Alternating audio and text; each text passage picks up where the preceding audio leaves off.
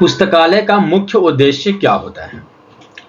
पुस्तकालय यानी कि लाइब्रेरी, देखिए पुस्तकालय जो है इस उद्देश्य से बनाया जाता है कि हर तरह के लोग, सभी वर्ग के लोग, हर एज ग्रुप के लोग और हर एक कास्ट के लोग, हर एक समुदाय के लोग जो है आसानी से बुक का यानी कि नॉलेज का उपयोग कर पाए।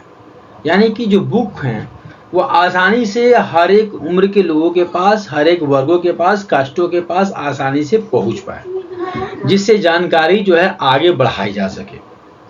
ठीक है, तो पुस्तकालय का मेन वर्क ही यही होता है कि सभी वर्ग, उम्र और समुदाय के लोगों तक जानकारी आसानी से पहुंच सके।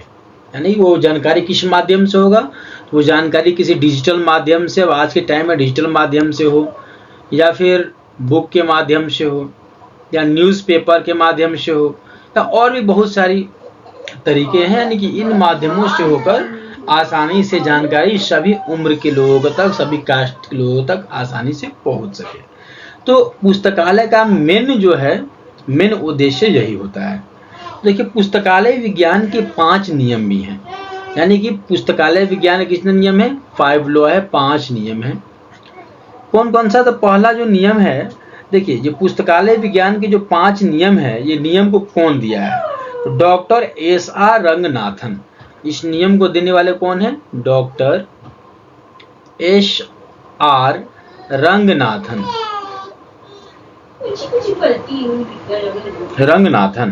यानी कि पुस्तकालय विज्ञान के 5 नियम को देने वाले कौन है? Doctor S R. रंगनाथन। पुस्तकें उपयोग के लिए होती हैं, मतलब पुस्तकालय सिर्फ संग्रह करने के लिए नहीं होते हैं, बल्कि उपयोग करने के लिए होते हैं। तो पुस्तकें उपयोग करने के लिए होती हैं, अर्थात books are for use. Okay, तो पहला नियम क्या है? बुक्स आर फॉर यूज, यानी कि बुक्स आर फॉर यूज, ये फर्स्ट लॉ है। यानी कि बुक्स आर फॉर यूज, पुस्तकालय उपयोग के लिए होती है। सेकंड, दूसरा नियम क्या है? एवरी रीडर हिज और हर बुक, यानी कि एवरी रीडर हिज बुक और हर बुक, यानी कि हर पाठक को उसकी पुस्तक मिलनी चाहिए। हर पढ़ने वाले को जो जरूरत की पुस्तकें हैं वो उपलब्ध होनी चाहिए। लाइब्रेरी यानी कि ये जो पुस्तकालय है, लाइब्रेरी का जो है, ये सेकंड रूल है। क्या है? Every book.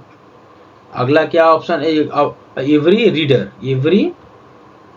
रीडर हिज और हर बुक, ये सेकेंड रूल है।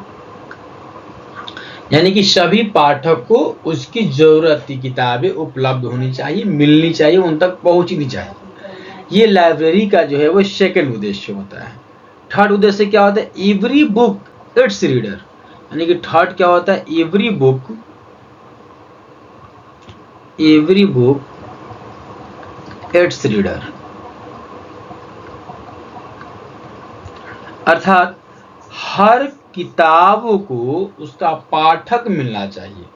मतलब पुस्तकालय में जो भी किताब रखी हुई है उसका सही उपयोग होना चाहिए, उसको पढ़ने वाला भी होना चाहिए। कोई भी किताब ऐसे ही बिना उपयोग के रखी हुई न हो, ये सुनिश्चित होनी चाहिए। ठीक है, तो ये जो है, ये डॉक्टर जो है एस.आर. रंगनाथन का जो है दिया हुआ जो है ये रूल है, यानी कि नियम है कुछ। ठीक है, तो ये आधुनिक पुस्तकालय में सिर्फ किताब ही नहीं है, बल्कि डिजिटल माध्यम बहुत सारे हो गए हैं। ऑडियो हो गए हैं, विजुअल हो गए हैं, ई रिसोर्सेज हो गए हैं, पीडीएफ्स हो गए। तो इसका भी प्रसार जो है आज के टाइम में किया जाता है। तो पहुंचते हैं अपने मेन टॉपिक पे। तो क्या पुस्तकालय का मुख्य उद्देश्य क्या है? देखिए पुस्तकालय का मुख्य उद्देश्य रोजगार संग्रह बिल्कुल भी नहीं है, क्योंकि देखिए रोजगार तो बहुत सारे माध्यम से जो है रोजगार जो है हो सकते हैं, लेकिन पुस्तकालय जो है ये केवल रोजगार संग्रह ही नहीं है। यानी कि रोजगार संग्रह का मतलब क्या हो गया? केवल उन सामग्रियों को संग्रह करना जो करियर या नौकरी से संबंधित, बिल्कुल नहीं। क्योंकि देखिए पुस्तकालय का सीमित उद्देश्य हो सकता है कि केवल रोजगार ही, तो ऐसा कोई बात है नहीं। आगे बढ़ते हैं। अगला ऑप्शन क्या है इसमें? तो ऑप्शन बी है ज्ञान का प्रसार। जी हाँ, पुस्तकालय का मेन उद्देश्य क्या होता है? ज्ञान का प्रकाश, नॉलेज जो है वो डिस्ट्रीब्यूट करना समाज में। अगला ऑप्शन क्या है? मनोरंजन, जो कि गलत होगा। यानी कि मनोरंजन जो है व्यक्ति को आनंद या मजा या फिर छुट्टी पर जो है वो छुट्टी को उपयोगी बनाना जो है ये केवल मनोरंजन का वर्क होता है। यानी कि पुस्तकालयों में उपन्यास मैगजीन की चीज़ें तो होती हैं, लेकिन नॉलेज की भी चीज़ें बहुत सारी होती हैं, तो केवल मनोरंजन के यूज में नहीं आता है। ओके, अगला ऑप्शन क्या, लाभ कमाना। लाभ कमाना, लाभ कमाने का मतलब क्या, व्यापार करना या पैसा कमाना।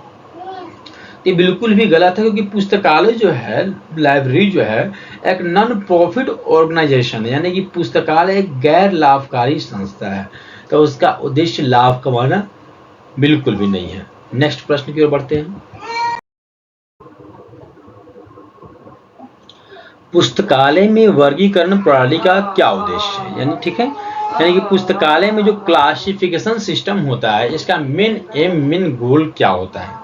देखिए, वर्गीकरण प्रणाली का क्या मतलब हुआ, तो वर्गीकरण प्रणाली का मतलब हुआ कि पुस्तक और अन्य सामग्री यानी कि मैगजीन वगैरह जो होते हैं, उनको एक निश्चित तरीके से एक निश्चित सीरियल में रखा जाए, ताकि उपयोगकर्ता को आसानी से अपने ज़रूरत की जो चीज़ें हैं, ज़रूरत की जो बुक है, मैगजीन है, न्यूज़पेपर है, इसे उनको मिल पाए।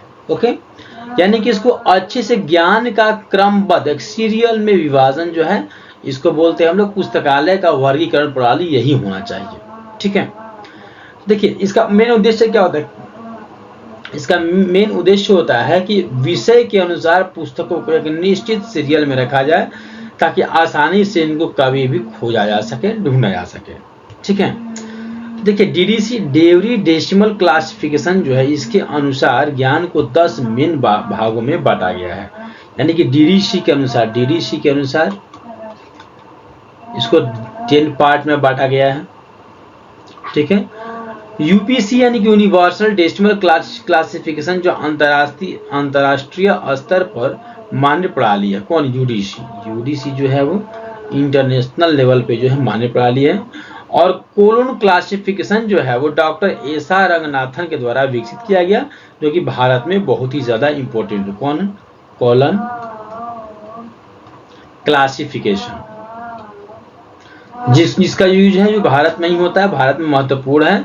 और इसको जो है कौन विकसित किया, डॉक्टर एसा रंगनाथन ने विकसित कौन किया, डॉक्टर एस.आर.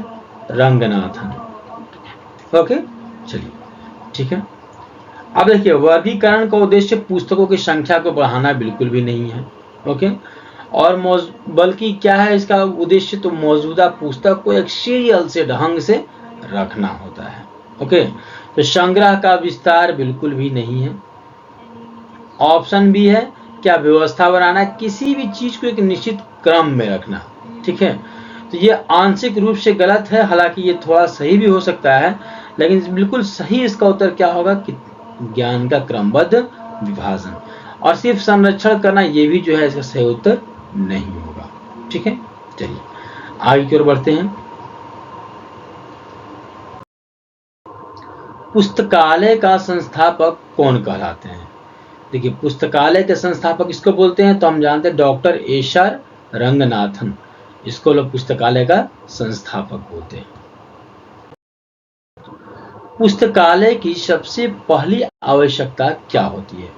देखिए, पुस्तकालय की किसी भी लाइब्रेरी की सबसे पहली जो नीड होती है, आवश्यकता होती है, वो क्या होती है, उपयोगकर्ता होते हैं। यानी कि पढ़ने वाले जो पाठक होते हैं, सबसे पहली आवश्यकता वही होते हैं। ओके, नेक्स्ट, पुस्तकालय संगठन का सबसे महत्वपूर्ण तत्व क्या होता है। तो सबसे महत्वपूर्ण तत्व होता है क्या, उपयोगकर्ता सेवा, यानी कि उपयोगकर्ता की सेवा करना ही सबसे इम्पोर्टेंट वर्क होती है। पुस्तकालय का प्रथम नियम क्या है, अभी हम लोगों ने पढ़ा है। पुस्तकालय का प्रथम नियम क्या होता है, पुस्तकालय का पूरा कितना नियम होते हैं, 5 रूल होते हैं। पुस्तकालय के टोटल रूल कितने होते हैं, 5 नियम होते हैं। अब कौन कौन से नियम होते हैं, तो पहला नियम क्या होता है कि हर पाठक को उसकी पुस्तक मिलनी चाहिए। ओके, यानी कि हर पाठक को उसकी पुस्तकें मिलनी चाहिए। अगला क्या है, पुस्तकें उपयोग के लिए होती है, फर्स्ट रूल यही है, पुस्तकें उपयोग के लिए होती है।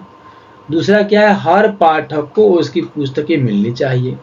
थर्ड रूल क्या है, हर पुस्तक को उसका पाठक मिलना चाहिए। चौथा रूल क्या है, पाठक का समय बचना चाहिए।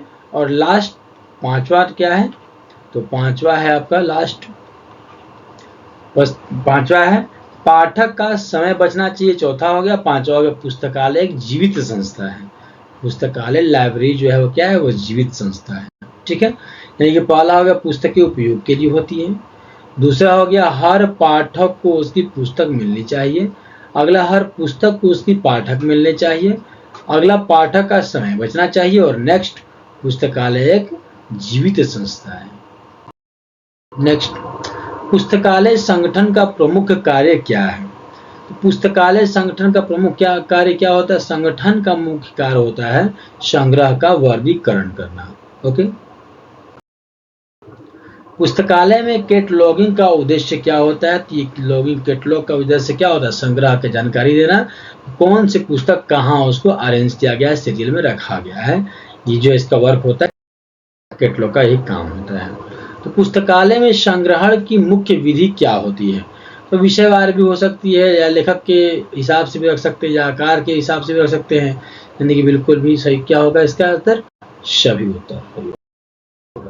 पुस्तकालय में सबसे महत्वपूर्ण संसाधन कौन से हैं, सबसे मेन चीज क्या उपयोग करता है, उपयोग करता ही नहीं रहेंगे तो पुस्तकालय का कोई अर्थ बनता ही नहीं है। ओके।